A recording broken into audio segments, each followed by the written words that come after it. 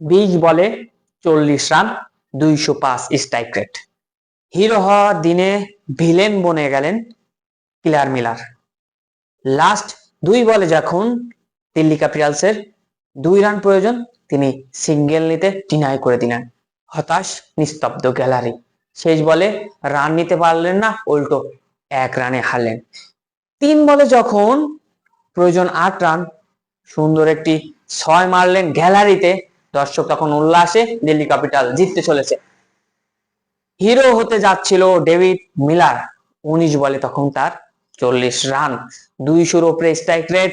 শেষ বলটি করে বসলেন মিস, কিপারের হাতে বল, রান আউট হয়ে গেলেন অপর প্রান্তের ব্যাটসম্যান। একটা ঝড়ো ইনিংস খেললো ডেভিড মিলার, কিন্তু তার একটা ভুল ডিসিশন। যখন 2 বলে 2 প্রয়োজন, তখন তিনি সিঙ্গেল নিতে ডিনাই করে দিল। এটা মানে একজন বিচক্ষণ প্লেয়ারের কাছ থেকে এটা আশা করা যায় না, কারণ তখন একটি রান নিলে ম্যাচ ওভার ওভারে ম্যাচটি তখন আরো সুযোগ থাকতো হাতে, ম্যাচ যদিও শেষ বলে রান না নিতে পারতো, কিন্তু তিনি সিঙ্গেল ডিনাই করলেন এবং শেষে হেরে গেলেন।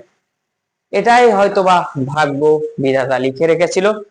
কিলার মিলার হয়ে গেলেন ভিলেন মিলার।